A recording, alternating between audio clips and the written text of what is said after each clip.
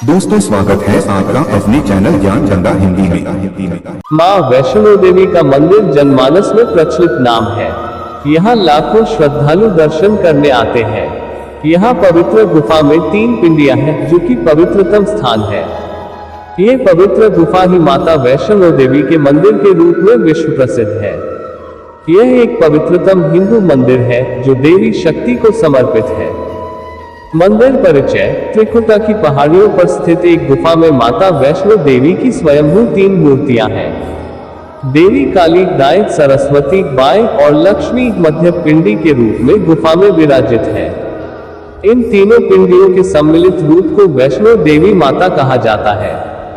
इस स्थान को माता का भवन कहा जाता है।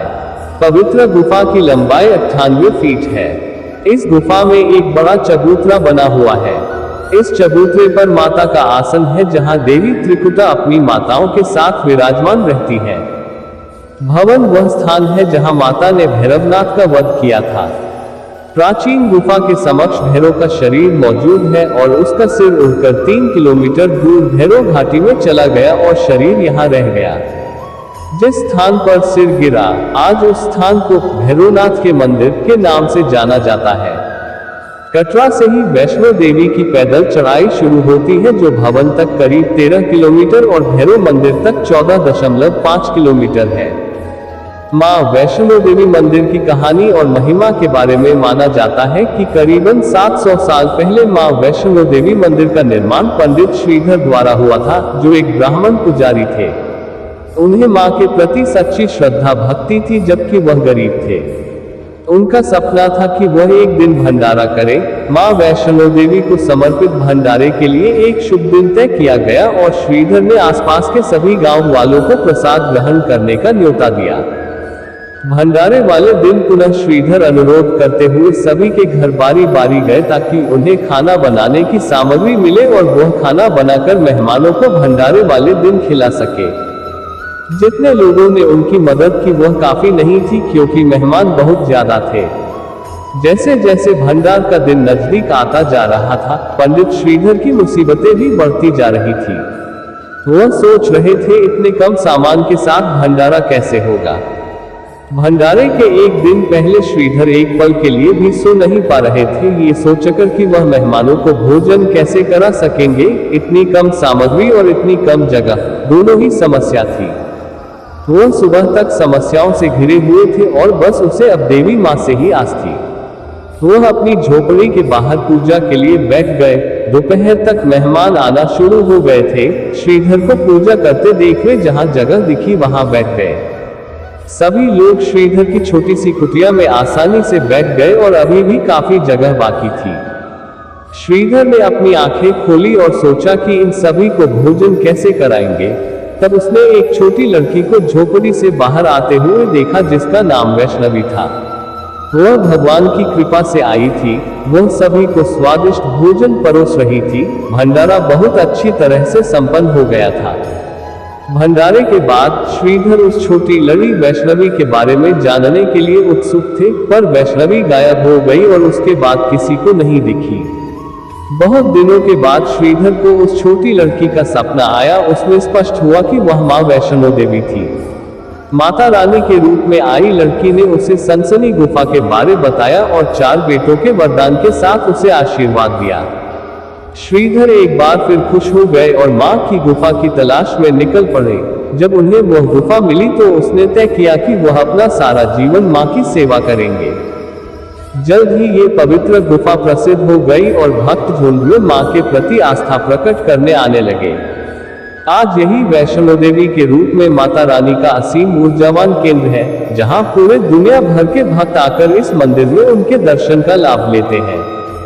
मंदिर की दूसरी पौराणिक कथा। मंदिर के संबंध में कई तरह की कथाएं प्रचलित हैं। एक बार त्रिकुटा की पहाड़ी पर एक सुंदर कन्या को देखकर भैरवनाथ उससे पकड़ने के लिए दौड़े। तब वह कन्या वायु रूप में बदलकर त्रिकुटा पर्वत की ओर उड़ चली। भैरवनाथ भी उनके पीछे भागे। माना जाता है कि तभी मां की रक्षा के लिए वहां पवन पुत्र हनुमान पहुंच गए। हनुमान जी को प्यास लगने पर माता ने उनके आग्रह पर धनुष से पहाड़ पर बाण चलाकर एक जलधारा निकाली और उस जल में अपने केश धोए। फिर वहीं एक गुफा में प्रवेश कर माता ने 9 माह तक तपस्या की। हनुमान जी ने पहरा दिया। फिर भैरवनाथ वहां आ धमके। उस दौरान एक साधु ने भैरवनाथ से कहा कि तू जिसे एक कन्या समझ रहा है वह आदिशक्ति जगदम्बा है, इसलिए उस महाशक्ति का पीछा छोड़ दे। भैरवनाथ ने साधु की बात नहीं मानी। तब माता गुफा की दूसरी ओर से मार्ग बनाकर बाहर निकल गई। ये गुफा आज भी अर्धकुमारी या आदिकुमारी या गर्भजून के नाम से प्रसिद्ध है। अर्धकुमारी के पहले माता की चरण पादुका भी है। ये वह स्थान है जहां माता ने भागते भागते मुड़कर भैरवनाथ को देखा था। अंत में गुफा से बाहर निकलकर कन्या ने देवी का रूप धारण किया और भैरवनाथ को वापस जाने का कहकर फिर से गुफा में चली गई, लेकिन भैरवनाथ नहीं माना और गुफा में प्रवेश करने लगा। ये देखकर माता की गुफा कर पहरा दे रहे हनुमान जी ने उसे युद्ध के लिए ललकार और दोनों का युद्ध हुआ। युद्ध का कोई अंत नहीं देखकर माता वैष्णवी ने महाकाली का रूप लेकर भैरवनाथ का वध कर दिया। कहा जाता है कि अपने वध के बाद भैरवनाथ को अपनी भूल का पश्चाताप हुआ और उसने मां से क्षमादान की भीख मांगी। माता वैष्णो देवी जानती थी कि उन पर हमला करने के पीछे भैरव की प्रमुख मंशा मोक्ष प्राप्त करने की थी। तब उन्होंने न केवल भैरव को पुनर्जन्म के चक्र से मुक्ति प्रदान की, बल्कि उसे वरदान देते हुए कहा कि मेरे दर्शन तब तक पूरे नहीं माने जाएंगे जब तक कोई भक्त मेरे बाद तुम्हारे दर्शन नहीं करेगा। कैसे पहुंचे वैष्णो देवी? हवाई मार्ग। जम्मू का रानीबाग एयरपोर्ट वैष्णो देवी का नजदीकी एयरपोर्ट है। जम्मू से सड़क मार्ग के जरिए वैष्णो देवी के बेस कैंप कटरा पहुंचा जा सकता है, जिसकी दूरी करीब 50 किलोमीटर है। जम्मू से कटरा के बीच बस और टैक्सी सर्विस आसानी से मिल जाती है।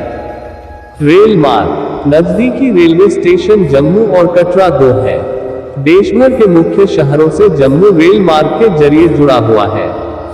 इसके अलावा वैष्णो देवी का बेस कैंप कटरा भी अब एक रेलवे स्टेशन बन गया है।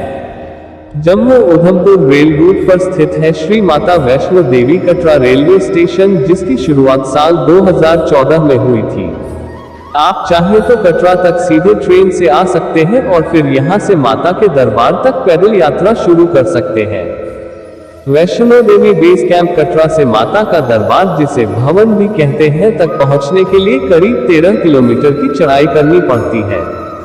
माता वैष्णो देवी के मंदिर तक पहुंचने के लिए पैदल चढ़ाई करना जरूरी नहीं है। आप चाहें तो घोड़ा, खच्चर, पिट्ठू या पालकी की सवारी भी कर सकते हैं, जो बड़ी आसानी से कटरा से भवन तक जाने के लिए मिल जाते हैं। इसके अलावा कटरा से सांझी छत के बीच नियमित रूप से हेलीकॉप्टर सर्विस भी मौजूद है। सांझी छत से आपको सिर्फ 2.5 किलोमीटर की पैदल यात्रा करनी होगी। दोस्तों, ये जानकारी कैसी लगी मुझे कमेंट करके जरूर बताएं और जानकारी के लिए हमारा YouTube चैनल ज्ञान गंगा हिंदी को सब्सक्राइब करें। धन्यवाद।